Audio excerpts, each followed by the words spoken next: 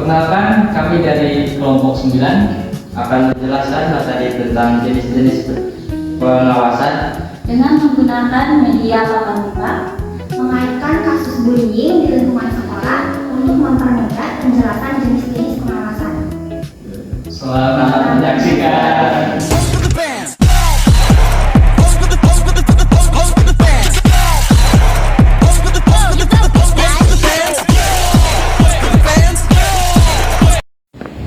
Perkenalkan, nama saya Raja Badrudin. Saya di sini akan menjelaskan tentang pengawasan representatif. Jadi pengawasan representatif itu upaya kita mencegah hal buruk sebelum terjadi, seperti bullying di sekolah. Nah, jadi pengawasan representatif itu seperti kita, contohnya kayak kita akan bepergian jauh. Nah, tentu kita harus melihat ramalan cuaca dulu, apakah cuacanya akan buruk atau cerah. Nah, pengawasan preventif itu sama seperti itu. Jadi kita harus melihat ramalan cuaca dulu terlebih dahulu agar kita bisa menyiapkan untuk menghadapi masalah tersebut. Jadi tujuannya itu adalah untuk melihat potensi masalah yang mungkin muncul di dalam kehidupan dan menyiapkan diri untuk menghadapinya. Nah, jadi contoh nyatanya itu, jadi kita sebagai guru harus menanamkan nilai-nilai saling menghargai atau menghormati agar tidak terjadinya seperti bullying. Kan sering juga ya ada bullying yang mengatasnamakan orang tua. Nah, agar tidak terjadi seperti itu, terus kita harus memasang poster tentang bullying agar si anak tahu dampak apa yang terjadi kepada anak yang terkena bullying. Terus kita harus bermain peran atau role play. Nah, jadi di situ bermain peran, jadi kita harus bagaimana menjadi teman yang baik dan saling menghargai sesama teman tersebut. Nah, mungkin pengawasan preventif itu seperti investasi jangka panjang untuk generasi sekarang dan berikutnya untuk mencegah masalah sejak awal dan menciptakan lingkungan yang lebih aman dan nyaman dan positif bagi semua orang. Jadi mari kita terapkan pengawasan preventif itu di kehidupan nyata mulai dari sekarang. Mungkin dari saya cukup sekian, selanjutnya akan dilanjutkan kepada rekan saya. Perkenalkan, nama saya Fadisa Adela. Di sini saya akan menjelaskan tentang pengawasan represif. Pengawasan represif adalah pengawasan yang dilakukan setelah masalah itu terjadi, sehingga tindakan yang dilakukan bersifat penyelesaian masalah itu dan pemulihan keadaan. Contoh konkretnya yaitu yang pertama, guru menegur siswa. Teguran yang dilakukan setelah siswa melakukan pelanggaran itu, misalnya siswa yang berkelahi, siswa yang membuli teman, siswa yang berbuat gaduh atau melanggar aturan kelas. Nah, si guru itu tidak sekedar menegur, tetapi juga menjelaskan alasan perbuatannya itu salah dan bagaimana si siswa itu harus bersikap. Nah, tujuannya agar si siswa itu menyadari kesalahannya, tidak mengulanginya lagi dan memperbaiki perilakunya. Yang kedua itu konseling bagi pelaku maupun korban. Setelah terjadi masalah seperti konflik, perkelahian atau bullying, guru BK atau guru kelas memberikan konseling atau memberikan bimbingan kepada si pelaku dan si korban.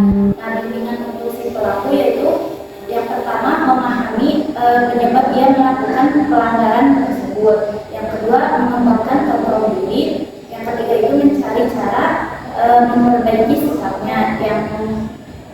Dan untuk si korban, bimbingannya itu yang pertama memberikan dukungan emosional, yang kedua mengembalikan kepercayaan diri. Nah, yang ketiga itu mencegah trauma atau rasa bersekolah kembali. Nah, konseling atau bimbingan ini tuh penting agar si kedua pihak itu kembali tenang dan belajar dan dapat kembali belajar seperti normal.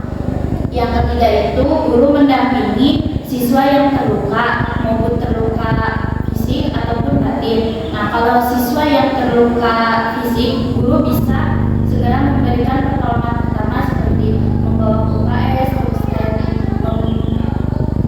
membersihkan luka, lalu ngasih pendampingan emosional seperti menenangkan siswa yang ketakutan, yaitu buat siswa yang menjadi korban.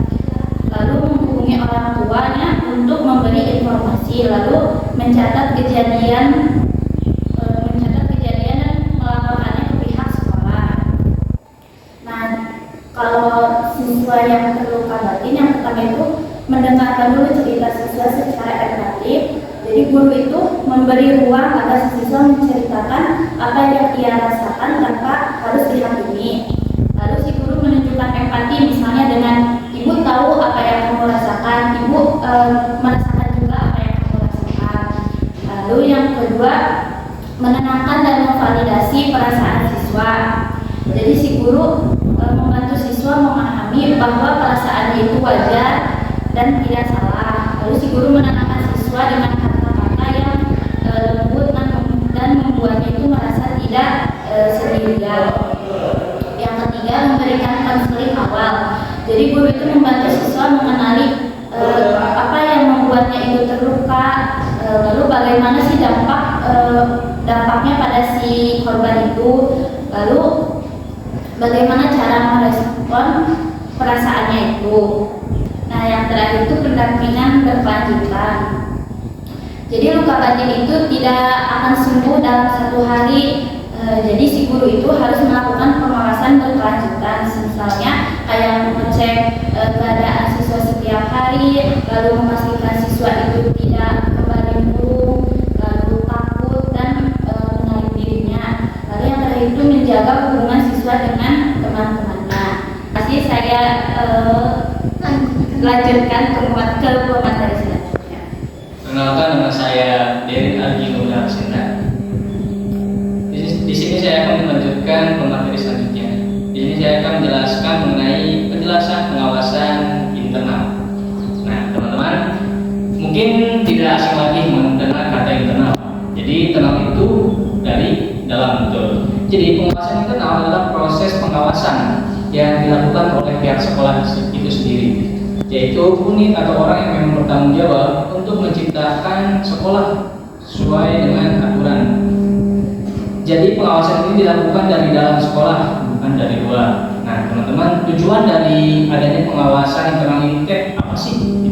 Jadi tujuan dari pengawasan internal ini itu untuk menjaga keamanan dan kenyamanan seluruh warga sekolah, juga untuk mencegah terjadinya masalah termasuk potensi bullying, juga untuk memastikan kegiatan belajar mengajar berjalan dengan tertib. Nah, di sini kami mengenai bullying. Jadi pengawasan jenis-jenis ini kami kaitkan dengan bullying. Nah, di sini teman-teman bisa lihat di gambar yang ketiga di sini itu ada pihak guru, terus ada pokoknya di situ gambar lingkungan, ada yang sedang baca, ada yang sedang olahraga, bermain bola basket, juga ada yang sedang bermain dengan temannya. Nah, di sini ada salah satu guru. Jadi guru itu atau unit sekolah lah. Nah, kan itu pihak yang bertanggung jawabnya. Nah, di sana bisa melakukan evaluasi atau menilai, memperhatikan, juga membuat siswa atau menegur jika ada yang kurang sesuai dengan tata tertib sekolah, seperti itu. Jadi misal juga guru atau unit sekolah itu tidak hanya duduk, jadi harus berpatroli ke setiap lingkungan sekolah guna mengawasi apa aja sih yang ada di lingkungan sekolah, seperti itu.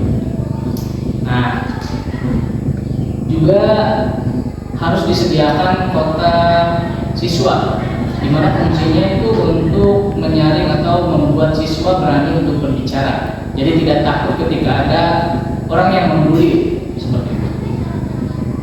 Jadi pengawasan internal ini sangat penting karena dilakukan langsung oleh pihak yang setiap hari berada di sekolah. Dengan pengawasan yang baik, suasana sekolah akan aman, nyaman, dan bebas dari bullying. Mungkin cukup sekian yang dapat saya sampaikan. Terima kasih. Dilanjut ke pemateri selanjutnya. Baik, perkenalkan, saya Desi Lailia. Di sini saya akan menjelaskan mengenai pengawasan eksternal. Nah, pengawasan eksternal adalah pengawasan yang dilakukan oleh pihak luar, baik dari suatu lembaga ataupun sekolah. Pengawasan ini dilakukan secara tidak langsung maupun langsung melalui berbagai bentuk media, evaluasi, atau laporan dari masyarakat. Nah, tujuan dari pengawasan eksternal yang pertama, membantu sekolah melihat permasalahan dari perspektif luar. Yang kedua, memberikan masukan objektif untuk meningkatkan kenyamanan dan kualitas lingkungan sekolah. Dan yang ketiga, mencegah terjadinya masalah seperti bullying, tindakan kekerasan, dan pelanggaran aturan.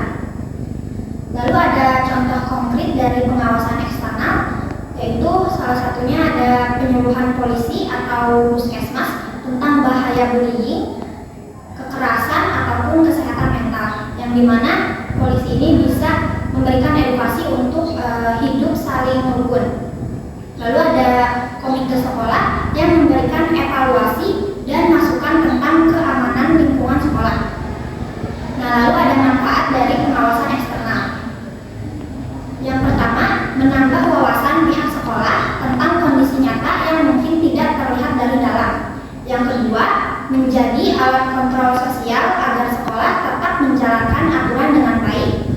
Yang ketiga, menurunkan resiko terjadinya masalah seperti bullying karena adanya pengawasan yang berlapis.